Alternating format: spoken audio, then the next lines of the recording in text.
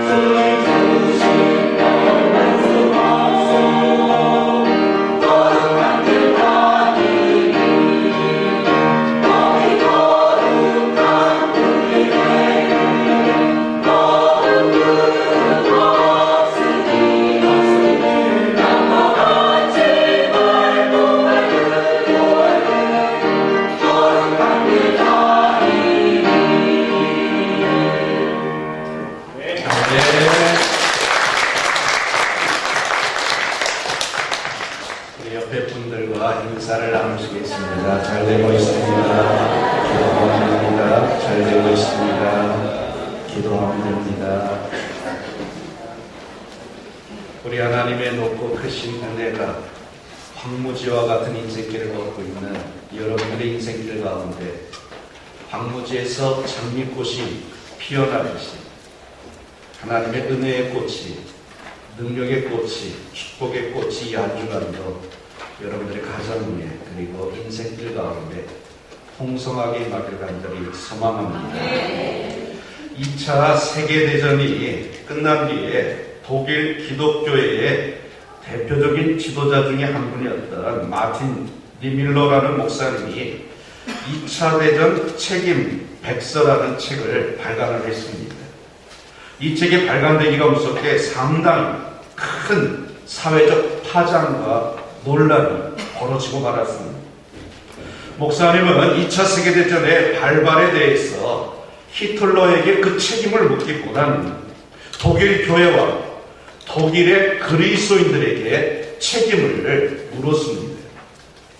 더 쉽게 표현하면 히틀러가 2차 세계대전을 일으켰는데 왜 그 히틀러를 노골적으로 비판하고 비난하지 않고 왜 애꿎은 독일 교회와 독일의 그리스도인들에게 이 전쟁이 일어난 책임을 묻느냐라는 이야기입니다. 그런데 대부분의 사람들은 납득할 수 없다, 받아들일 수 없다라는 그러한 입장을 표하기 시작을 했습니다. 그때 목사님은 다음과 같이 조용한 음성으로 간증을 하기 시작을 합니다. 저는 그동안 7차례에 걸쳐서 하나님께서 주신 꿈을 꾸었습니다. 그것은 제가 주님의 심판대 앞을 통과하는 꿈이었습니다. 한 번은 내가 심판대 앞을 지나가고 있는데 내 뒤에 있던 사람의 목소리가 제게 들려왔습니다. 예수님께서 너는 왜 나를 믿지 않았느냐라고 묻자 내 뒤에 서 있던 사람이 이렇게 대답을 하는 겁니다. 아무도 나에게 예수 그리스도에 대해서 전해주지 않았습니다. 대답하는 소리를 들은 겁니다. 그의 목소리가 익숙해서 뒤돌아보는 순간 내 뒤에는 아돌프 히틀러가 서 있었습니다. 그 일이 목사님의 삶을 바꿔놓는 계기가 되었다라는 이야기입니다. 이 니밀러 목사님 역시 마찬가지로 히틀러가 하루빨리 죽기를 하나님 앞에 기도하고 또 기도하고 기도했던 사람 가운데 한 사람이었습니다. 그런데 그 꿈을 꾼 이후로 이 히틀러의 영혼을 위하여 기도한 적이 없었다라는 사실을 깨달았다라는 것입니다. 독일의 그리스도인들이 히틀러에게 복음을 전하기 위해서 다가가지 않고 히틀러에게 예수가 곧 그리스도라는 사실을 전하지 않은 것에 대해서 독일 교회와 독일의 모든 그리스도인들은 막중한 책임감을 가져야 된다라고 이제 백서에 그렇게 기록해 놓은 것입니다. 이러한 이야기는 오늘 이 시대를 살아가고 있는 우리들로 하여금 많은 생각을 갖게 만들고 우리들로 하여금 하나님 앞에 많은 기도를 하도록 만들고 있습니다. 사실 우리들 주변에도 보면 복음의 말씀을 기다리고 있는 사람, 공허함과 불안감에 뒤틀린 채 살아가고 있는 사람들, 내 인생의 자리에서 너무나도 힘들고 너무나도 고통스러워서 악을 써가며 살아가고 있는 우리의 이웃들이 많이 있습니다. 저들이 느끼는 삶의 절망감에 대하여서 우리는 먼저 하나님을 알고 먼저 예수님을 믿고 하나님의 은혜와 복을 누리며 살아가고 있는 우리들의 책임은 없는 것일까? 우리가 늘상 하나님 앞에 기도하고 또한 각급 교회에서 표어로 사용하고 있는 예수님만이 이 세상에 진정한 희망입니다. 하나님만이 진정한 이 땅의 소망입니다. 라고 우리가 이렇게 이야기하는데, 그렇다면 정말 이 땅의 희망인 그 예수님을, 이 땅의 소망이 되는, 유일한 소망이 되는 그 하나님을 절망감 속에 몸부림치며 살고 있는 저들에게 전해주는 이 일이 옳은 일일까? 아니면 그릇된 일일까? 여러분 어떻게 생각하십니까? 예수님만이 이 땅의 희망이고 하나님만이 이 땅의 소망이라고 한다면 그 하나님을 전해주고 그 예수님을 전파하는 것이 이 땅의 소망을 일으켜 세우는 것이고 무너져가는 이 땅의 희망을 탑을 다시 쌓아 올리는 일이 아니겠습니까? 그 일이 바로 복음전도, 그 일이 바로 내가 그리스도인으로서 해야 될 일이라는 사실입니다. 오늘 본문의 말씀은 은사에 대한 이야기를 쭉 나열하고 있습니다. 여러분, 전도는 은사일까요? 아니면 전도는 은사가 아닐까요? 전도는 은사라고 말할 수 있기보다는 은사보다도 더 강력한 하나님의 명령이고 예수님의 마지막 부탁입니다. 그러므로 그리스도인이라면, 정말 내가 그리스도인이라면 누구라도 복음을 전하는 자가 돼야 됩니다. 성경을 보면 사도들 외에도 많은 수많은 복음 전도자들이 있었습니다. 예수님 당시에도 70명의 복음 전도자들이 있지 않았습니까? 그 후에도 디모데나 아볼로, 그리고 예루살렘 교회의 7 집사님들 중에도 보면 스데반 집사님이나 빌립 집사님 같은 경우는 놀라운 폭발적인 복음의 역사를 일으켰던 사람들이기도 합니다. 이처럼 알려진 사람들 말고도 많은 이름이 밝혀지지 않은 수없이 많은 전도자들이 있어 왔습니다. 이들을 가리켜 모아가지고 한 단어로 복음 전도자다라고 이야기를 할 수 있습니다. 그렇다면 이 복음 전도자들은 어떤 사람들이었고, 저들은 어떤 마음을 가지고 복음을 전했고, 그리고 저들이 전한 그 복음은 오늘 나에게 어떤 의미로 다가오고 있는지, 이 시간 함께 말씀을 나누며 은혜를 나누고자 합니다. 첫째로 복음 전도자는 하나님의 말씀에 예수님께 순종하는 사람들이었습니다. 주님은 분명 전도에 대해서 우리들을 향하여 다음과 같이 강력하게 선포하고 있습니다. 사도행전 1장 8절에 보면 너희가 권능을 받고 예루살렘과 온 유대와 사마리아와 땅끝까지 이르러 복음의 증인이 되라 그랬습니다. 또한 마태복음 28장 19절과 20절 말씀에도 보면 그러므로 너희는 가서 모든 민족으로 제자를 삼아 아버지와 아들과 성령의 이름으로 가르쳐 지키게 하고 그들에게 세례를 베풀고 그들을 복음화시키라. 그러기 위해서 내가 세상 끝날까지 너와 함께 같이 그 길을 걸어가 주겠다고 말씀하고 계십니다. 주님은 우리들에게 이처럼 전도하라고 말씀하셨습니다. 이 명령은 2000년이 지난 지금도 여전히 유효한 명령입니다. 그렇다면 여러분, 예수님의 이 명령에 따라 지금 나는 전도를 하고 있으십니까? 이 말씀을 따라서 바울 사도는 디모데에게 다음과 같이 가르쳤습니다. 디모데후서 4장 2절에 보면 너는 말씀을 전파하라. 때를 얻든지 못 얻든지 항상 힘쓰라. 범사에 오래 참음과 가르침으로 경책하며 경계하며 권하라 그랬습니다. 때를 얻든지 못 얻든지 복음을 전하라. 이 이야기는 환경이 어떤지, 대상이 어떤지, 조건이 어떤지 따지지 말고 전도하라는 이야기입니다. 그리고 디모데 자신, 디모데야 너 혼자만 전도할 게 아니라 내 곁에 있는 사람들을 강력하게 권면해서 저들도 복음을 전하게 만들라는 이야기입니다. 그래서 권면하라 이야기를 한 것입니다. 근데 여러분, 우리는 지금 그렇게 하고 있습니까? 안 하고 있습니다.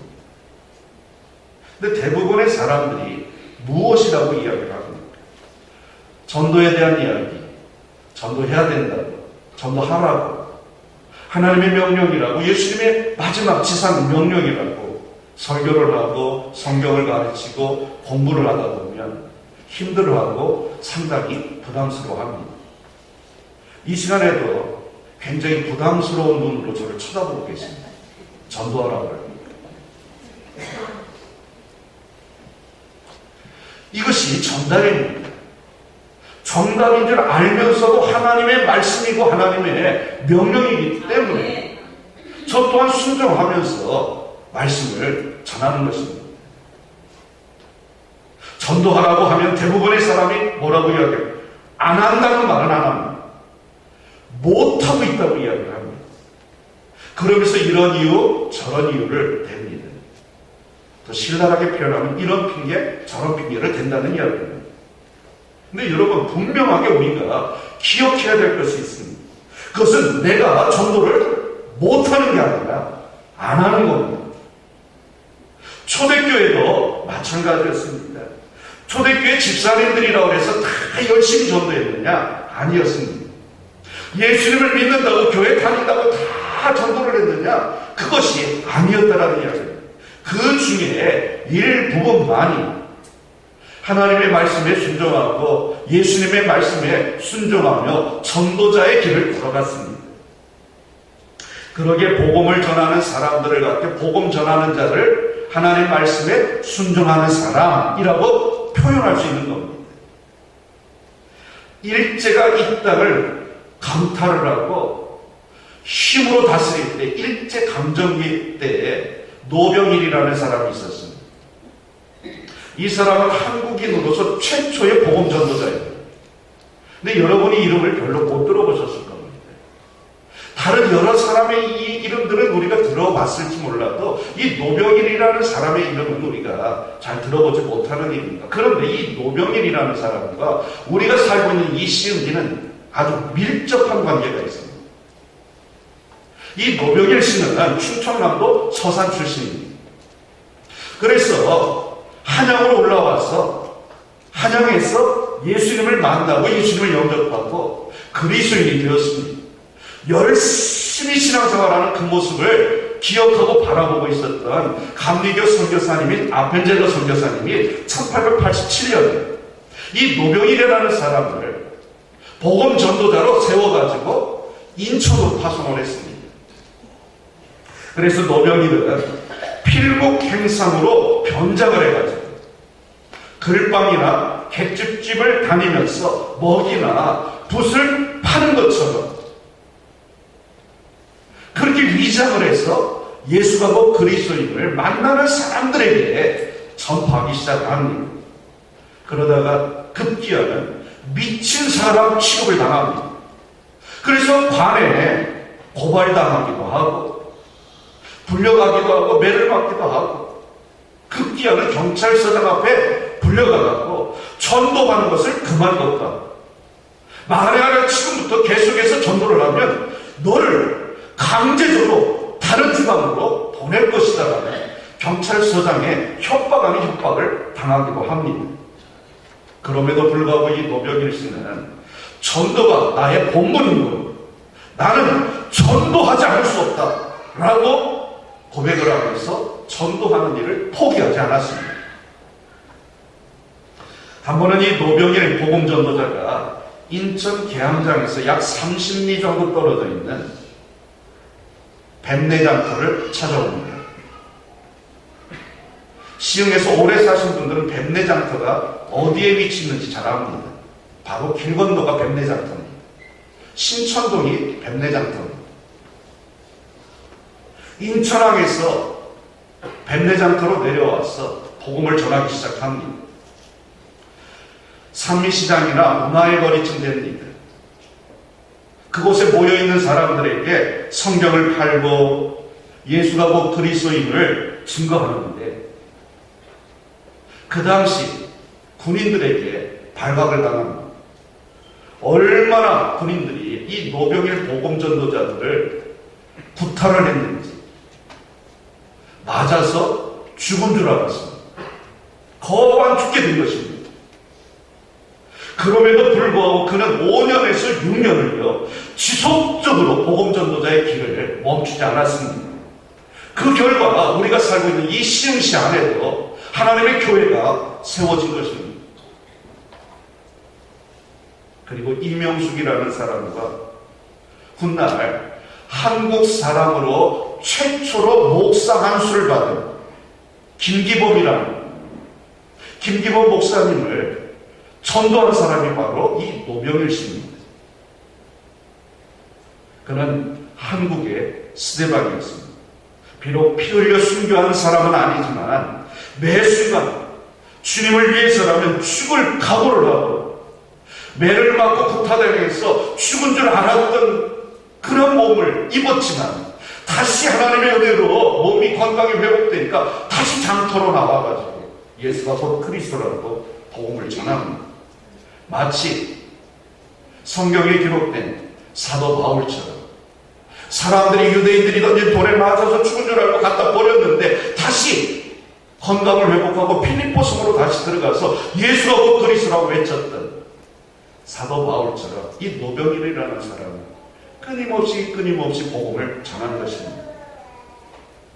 이 노병일 복음 전도자가 이렇게 했던 이유는 단 한 가지입니다. 전도하라는 예수님의 말씀에 순종했을 뿐입니다. 너는 때를 얻든지 못 얻든지 복음을 전하라. 지금 사람들이 너를 핍박하든지 너를 죽이기 위해서 너를 무섭게 구타를 하든지 복음을 전하라는 이야기. 그래서 이미 100년 전에 무진의 교회가 세워질 수 있었던 겁니다. 그렇다면 여러분, 오늘 우리들에게도 이러한 믿음과 신앙이 필요하지 않겠습니까? 전도는요, 예수님의 말씀에 순종하는 것입니다. 그러니 내가 그리스도인이라면 주님의 이 명령에 순종하는 것이 당연한 일입니다. 사랑하는 성도 여러분, 전도하라고 명령하고 계신 이 예수님의 음성을 들으시기를 축원합니다. 그래서 때를 얻든지 못 얻든지 복음을 전하라는 주님의 말씀에 아멘으로 순종하며 나아갈 수 있는 여러분들 되시길 축원합니다.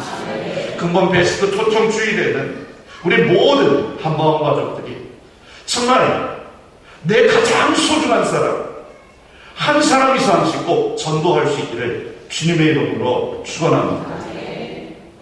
두 번째로 복음 전도자는 예수님을 사랑하며 또한 한 걸음 더 나가서 사람들을 사랑하던 사람들입니다.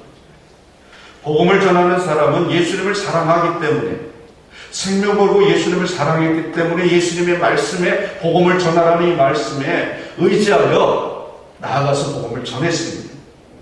그런데 전도를 하면 할수록 전도하다 보니까 깨달아지는 것이 하나 있습니다.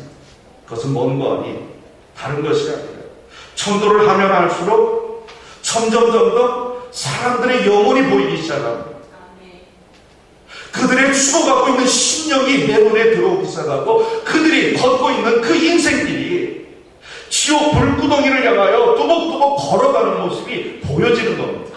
그래서 안타까운 마음이 드는 겁니다. 저리로 계속 가면 안 되는데 내 아버지가 저리로 계속 가면 지옥으로 갈 수밖에 없는데 내 어머니가 저리로 계속 가면 뜨거운 지옥불 속에 들어가는데 그래서 안타까운 마음이 들고 속상한 마음이 들어서 어떻게 해서라도 찾아가서 예수 믿으라고 복음을 전할 수밖에 없다라는 이야기입니다. 구약 성경에 보면 예레미야 선지자가 나옵니다. 예레미야 선지자가 이제 회개하라고 회개해야 살 수 있다고 하나님께로 돌아와야 이스라엘 백성들 하나님께로 돌아오라고 그래야 우리가 살 수 있다고 복음을 전했더니 사람들이 때립니다. 심지어는 예레미야 선지자를 붙잡아 옥에 가둡니다. 그래서 결심을 하면 내가 다시는 복음을 전하지 않겠다. 그런데 예레미야의 마음속에서 복음을 전하지 않으니까 속에서 불길이 일어나는 겁니다. 화라산같이 타오르는 불길. 왜? 죽어가는 내 동포, 죽어가는 내 민족을 바라보면서 너무너무 안타까워서 또 가서 복음을 전하고 또 가서 복음을 전하고 복음을 전하니까 또 때리고 가두고 욕하고 침뱉고 그럽니다. 그래도 또 나가게 됩니다. 왜? 죽어가는 영혼이 눈에 들어오니까 내가 매 맞는 게 낫지 저 사람 죽는 것보다는 내가 욕 한 번 듣는 게 낫지 저 사람 살릴 수만 있다면 내 아들을 살릴 수만 있다면 내가 한 대 더 맞는 게 낫지 내 아내가 살 수만 있고 내 남편이 살 수만 있다면 내가 감옥에 가는 게 낫지. 그래서 복음을 전하는 사람들은 사람을 사랑할 수밖에 없게 된다는 이야기입니다. 여러분, 요나 선지자를 보십시오. 요나는 니느웨에 복음을 전하라는 하나님의 명령을 받습니다. 그러나 그 명령이요, 자기 마음에 들지 않았습니다. 그래서 도망을 갑니다. 다시스로 도망갑니다. 그러다가 배가 풍랑을 만나고 제비를 뽑아가지고 요나 선지자가 뽑혀서 바다에 집어던집니다. 큰 물고기를 기다렸다가 요나를 집어삼키고 요나를 3일 만에, 3일 후에 니느웨 성이 있는 앞바다에다가 토해냅니다. 원치 않게 니느웨 성에 도착했습니다. 하나님 또 말씀하십니다. 이 성이 하나님이 멸망시킬 것이다. 회개하고 돌아오라. 선포해라 그랬습니다. 그래서 얼마나 빠르게 선포를 했는지. 왜요? 자세하게 선포하면은 한 사람 한 사람 붙잡고 이야기하면 이 사람들이 회개하고 돌아올까봐 그게 싫어서 니느웨 성을요 반나절 만에 지나갑니다. 얼마나 쏜살같이 다녔겠습니까? 구석구석 다닌 게 아니라 마치 처삼촌 벌초하듯이 그냥 지나간 겁니다. 회개하라! 회개하지 않으면 하나님이 이 니느웨 성을 무너뜨릴 거라, 멸망시킬 거라. 큰 소리로 외쳤겠습니까? 못 듣도록 작은 소리를 했을 겁니다. 그런데요, 니느웨 성 사람들이 그 소리가 천둥 소리처럼 들려가지고 요나 선지자는 빠르게 지나갔는데 빠르게 지나갈수록 쓰러져서요 앉아서 통곡을 하며 회개합니다. 니느웨 성 사람들이 그렇게 회개하는 모습도 꼴보기 싫은 겁니다. 왜? 이 니느웨 성이 그 당시 이스라엘 유대 나라를 점령하고 있던 아수르라는 나라의 수도 서울이었기 때문에 그렇습니다. 자기들을 침략해서 자기들을 억압하고 자기들을 핍박하는 민족이 살아나면 안 되니까. 그래서 그들이 회개하는 게 싫었던 겁니다. 그래서 얼마나 니들이 회개하나 두고 보자고 나지막한 언덕 위에 올라가 앉아서 구경합니다. 햇빛이 쨍쨍 내리치니까 뜨거웁니다. 그래서 박농굴 밑으로 들어가서 그늘 속에서 이제 앉아 있습니다. 그런데 이 박농굴이 갑자기 시들시들거리면서 그늘이 사라집니다. 그러니까 또 원망하고 불평합니다. 요나는요, 감정의 기복이 너무나도 심했던 사람입니다. 사실은. 그런데 그런 요나가 기록한 요나서의 끝이 어떻게 결론을 내고 있는 거 아니? 요나서는 총 1장부터 4장까지입니다. 4장은 11절로 끝인데 요나서 4장 10절과 11절은 이렇게 기록하고 있습니다. 여호와께서 이르시되 내가 수고도 아니하였고 재배도 아니하였고 하룻밤에 났다가 하룻밤에 말라버린 이 박농쿨을 아꼈거든. 하물며 이 큰 성읍 니느웨, 이 니느웨 안에는 좌우를 분별하지 못하는 자가 12만 명이요 가축도 많이 있나니 내가 어찌 아끼지 않을 수 있겠느냐. 어떻게 보면은요, 요나 선지자를 책망하는 말로 끝을 내고 있습니다.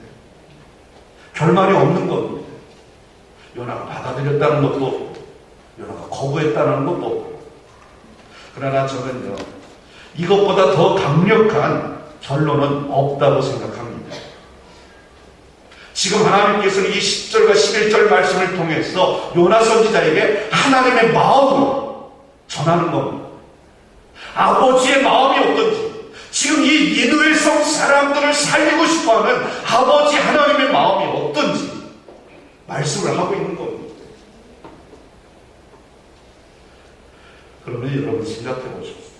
요나가 이러한 하나님 아버지의 마음을 알았을까요? 몰랐을까요? 몰랐다고 하면 요나는 진짜 멍청한 사람이에요. 너는 하루아침에 생겼다가 하루아침에 없어지는 박농쿨도 아끼고 있는데 이 니느웨 성 안에는 나를 알지 못하는 사람이 12만 명이나 살고 있고 그들의 가축이 수도 없이 많은데 이 수많은 생명을 다 죽여야만 되느냐 이겁니다. 나는 죽일 수 없노라. 이게 아버지의 마음이었던 겁니다. 그래서 내가 너를 보낼 거 아니냐 이겁니다. 그래서 내가 너를 보내서 복음을 전하라고 이야기한 거 아니냐 이겁니다. 당연히 알았을 겁니다.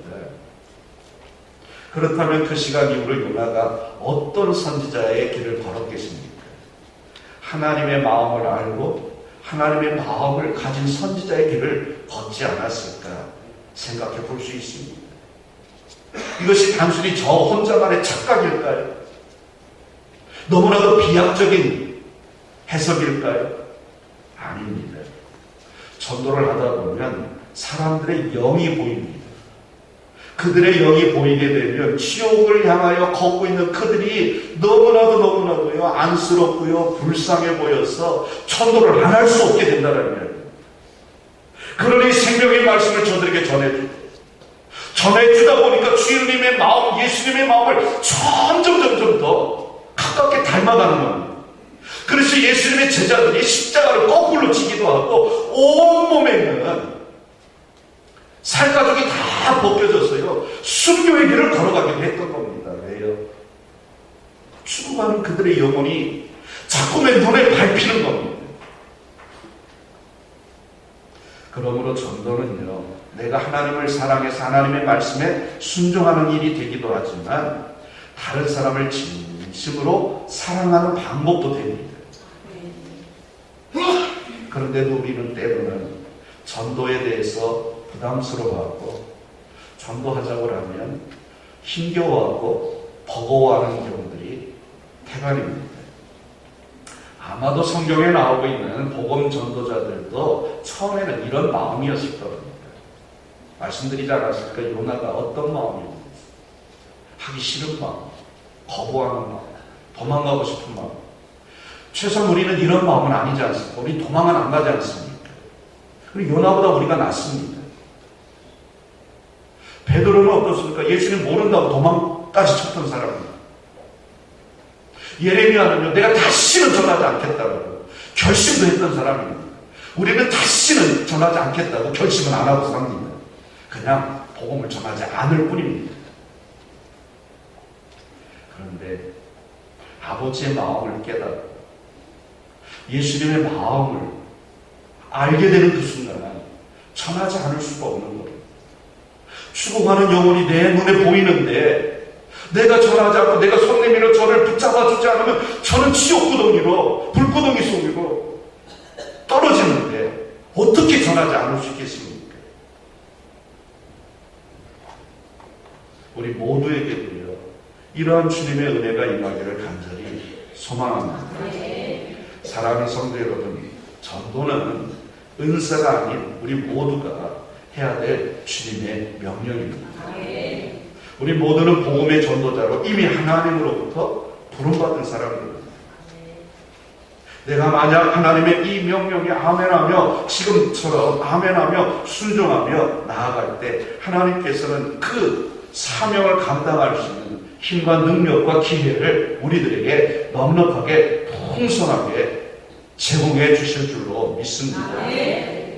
이러한 하나님의 은혜가 복음 전도자가 될 우리 한마음 가족들에게 임하시기를 축원합니다. 여러분 복음 전하다가 예수님 만나시기를 축원합니다. 세상을 향할 복음을 들고 나가 예수가 곧 그리스도라고 전하다가 능력받고 축복 누리시기를 축원합니다. 이 백제당 사거리를 향할 복음 들고 달려나가고 치유받고 내 인생의 모든 문제를 해결하고 하는 우리 한마음 가족들이 되시기를 간절히 축원합니다. 기도하겠습니다. 하나님, 지금도 하나님 말씀하십니다. 예루살렘과 유다와 사마리아와 땅끝까지 이르러 내 증인이 되라고. 너는 때를 얻든지 못 얻든지 복음을 전하라고 말씀하시고 명령하고 계십니다. 그 하나님의 명령을 이 시간에 다시 한번 저희들이 듣습니다. 이제 결단하겠습니다. 앉은 자리에서 일어서겠습니다. 그리고 복음을 들고 세상을 향하여 달려가겠습니다. 이번 열린 모임과 베스트 초청주의를 통하여서 정말 내가 사랑하는 그 사람, 내가 좋아하는 그 사람, 지옥 불구덩이 속으로 걸어가고 있는 그의 영혼을, 그의 인생의 발걸음을 저희들의 눈으로 볼 수 있게 도와주옵소서. 그래서 저들에게 전하게 하시고 저들을 살려내는 우리 모든 한마음 가족들이 되게 도와주옵소서. 주옵소서. 더 이상 머뭇거리지 않게 하시고 주저하지 않게 하시고 외면하지 않게 하시고 전도 현장으로 달려갈 수 있도록 역사하여 주옵소서. 예수님 거룩하신 이름으로 기도합니다.